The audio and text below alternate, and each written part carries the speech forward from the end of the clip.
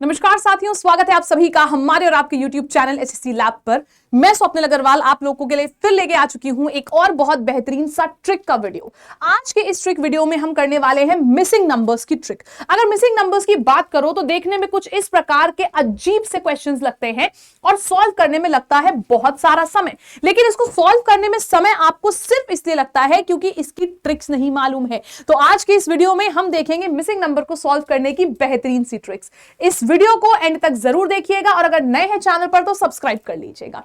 आइए इस क्वेश्चन को देखते हैं। अगर मैं इस क्वेश्चन को थोड़ा ध्यान से देखूं तो मैंने क्या देखा, 6, 4 और 9 लिखा है। तो ये नंबर्स मुझे क्या लगभग बराबरी के लगे। हमेशा याद रखिएगा जब कभी भी मिसिंग नंबर की बात होती है तो कंफ्यूजन सबसे बड़ा ये आता है कि हम रो के हिसाब से सॉल्व करें या कॉलम के हिसाब से। तो आप हमेशा ऐसे रो पे जाओ या ऐसे कॉलम पे जाओ जहां पे आपको 2 या 3 नंबर्स के बाद एक बड़ा नंबर दिख रहा हो, ताकि आप इन तीनों के संग या मान लीजिए इन दोनों के संग कुछ करके इस नंबर तक पहुंच सकते हो। तो यहां अगर मैं कॉलम के हिसाब से देखूं तो यहां पे लॉजिक नहीं बना। तो आइए चलते हैं एक बार रो से सॉल्व करते हैं। एक छोटा नंबर, दूसरा छोटा नंबर और एक बड़ा नंबर, 6, 13 और 72। अगर मैं 6, 13 से 72 तक जाऊं तो लॉजिक समझना, जब दो छोटे नंबर से आप बड़े नंबर तक जाते हो तो आप क्या क्या लॉजिक लगा सकते हो। या हम प्लस कर सकते हैं, या मल्टीप्लाई, या स्क्वायर, या क्यूब। बस ये 4 लॉजिक्स लगा सकते हैं। अगर मैं इनको प्लस करके देखूं तो 19 आएगा। 19 से 72 हम नहीं पहुंच रहे हैं डायरेक्टली, तो मैंने कहा चलो कोई बात नहीं, इसको हटा देते हैं। फिर मैंने कहा दोनों को मल्टीप्लाई अगर मैं करके देखूं, अगर मैंने इन दोनों को मल्टीप्लाई किया तो कितना आ जाएगा, 78। और 78 से जब मैं पहला वाला नंबर यानी कि 6 माइनस करूंगी तो 72 आ जाएगा। देखो मल्टीप्लाई का लॉजिक यहां पे थोड़ा सा लगा मुझे। अब इन दोनों को मल्टीप्लाई करके देखो, 7 4 28 और माइनस क्या करना था, पहला वाला नंबर माइनस किया, देखो 24 आ गया।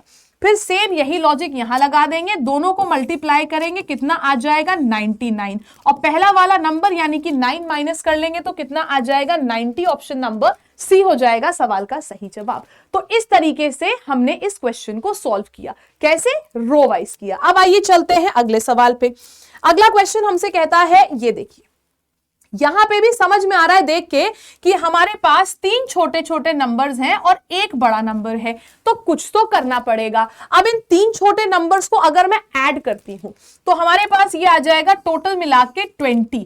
20 से 39 जाने का क्या लॉजिक समझ में आता है, डबल किया, 40 माइनस 1 कर दिया 39। ठीक है, इन सबको ऐड करो जरा सा। यहां पे देखो 7 और 3 मिलके 10, 10 और 11 मिलके हो गए हमारे पास 21। और 21 का दुगना करोगे आपके पास 42 माइनस 1 26 तो आ नहीं रहा है, यानी कि ये लॉजिक हमारा फेल हो गया। तो हमने क्या किया, प्लस तो नहीं किया। अब मल्टीप्लाई का लॉजिक देखते हैं। अगर मैंने इन दोनों को मल्टीप्लाई किया तो 45 आ गया, और 45 से 6 को माइनस कर दोगे तो देखो 39 आ रहा है कि नहीं। फिर ये लॉजिक यहां लगा के देखते हैं, 11 इंटू 3 कितना, 33।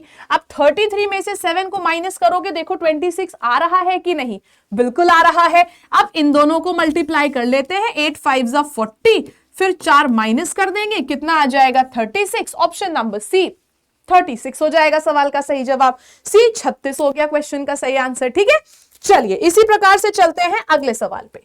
अब ये क्वेश्चन को देखेंगे। यहां हमारे पास नंबर्स तो बहुत छोटे हैं और एक काफी बड़े नंबर 89 तक आना है। हमारे पास सिंगल सिंगल डिजिट है 4 5 और आना है 89 तक। तो अब कैसे आ सकते हैं, देखिएगा अभी मैंने बताया या प्लस या मल्टीप्लाई या स्क्वायर या क्यूब। अगर दोनों को प्लस करते हैं 9, 9 से 89 बहुत लंबा डिफरेंस है, इसको हटा देते हैं। मल्टीप्लाई अगर करते हैं, इन दोनों को मल्टीप्लाई करेंगे तो कितना आ जाएगा, दोनों को मल्टीप्लाई किया तो आ गया 20। अब 20 से 89 पहुंचना है, ये भी बहुत बड़ा डिफरेंस है, इंटू 4 प्लस 9 किया तब आएगा। अगर यहां पे भी सेम चीज कर दो, 12 आएगा, 12 इंटू 4 48, 48 प्लस 9 43 तो होगा नहीं। तो ये लॉजिक भी हमने हटा दिया। मैंने कहा लो प्लस भी चला गया, मल्टीप्लाई भी चला गया। अब बचता है स्क्वायर। 4 का स्क्वायर 16 और 5 का स्क्वायर 25, जब दोनों को जोड़ेंगे तो 41 आएगा, फिर से 89 नहीं आया। तो हमारे पास अब क्या बचता है, क्यूब। लेकिन 5 का क्यूब तो बहुत बड़ा होता है, तो 4 का क्यूब ले लो 64 और 5 का स्क्वायर ले लो 25। जब 4 के क्यूब में 5 का स्क्वायर जोड़ा तो हमारे पास आ गया 89। यही चीज यहां भी कर लेंगे। 3 का क्यूब 27, 4 का स्क्वायर 16 और जब दोनों को जोड़ा तो 43 आ गया। फिर 1 का क्यूब 1 और 2 का स्क्वायर 4, जब दोनों को जोड़ा तो 5 आ गया। ऑप्शन नंबर सी 5 हो गया क्वेश्चन का सही आंसर। तो 4 चीजों में से ही कुछ करना है, प्लस, मल्टीप्लाई, स्क्वायर या क्यूब। आइए चलते हैं अगले सवाल पे। अब इस क्वेश्चन को देखो, 6, 5, 4 और 34। नंबर्स काफी छोटे हैं और बहुत आसानी से पहुंच सकते हैं। सिंपल सी बात है भाई, अगर हम सबको ऐड कर दें तो 5 और 4 9 और 6 मिलके हो जाएगा 15। 15 से 34 कैसे आएंगे? 15 का दुगना किया 30 प्लस 4 कर दिया। ठीक है, चलिए मान लीजिए मैंने यहां पे ये कर दिया। इन सबको जोड़ लेते हैं, 5 और 3 8, 8 और 8 मिलके हो गया 16। 16 का दुगना करके 4 जोड़ेंगे तो नंबर 23 से तो बड़ा आएगा भाई। तो ये तो नहीं करना है, फिर क्या करना है आइए और देखते हैं। 6 और 5, अगर 6 और 5 को मल्टीप्लाई कर दें तो 30 आ गया। 34 तक ही तो पहुंचना है, प्लस 4 कर देंगे 34 आ जाएगा। इन दोनों को मल्टीप्लाई किया, कितना आ गया 15 और 15 में 8 जोड़ दिया तो कितना आ गया हमारे पास 23। ठीक है, तो अब ये जो भी नंबर है x, इन दोनों को मल्टीप्लाई करना है, क्या होगा 7x और उसमें 9 जोड़ना था तो कितना आना था 30। तो 9 इधर प्लस में है, इधर माइनस में जाएगा, 21 आ जाएगा। 7x बराबर 21 तो x बराबर 3। ऑप्शन नंबर ए 3 हो जाएगा क्वेश्चन का सही आंसर। ए 3 हो गया क्वेश्चन का सही आंसर। ठीक है, चलिए अगले सवाल पे चलते हैं। अगला क्वेश्चन ये देखिए, अब इस क्वेश्चन को देख के आंसर करिए। हमने देखा हमारे पास 9, 6 और 4 है।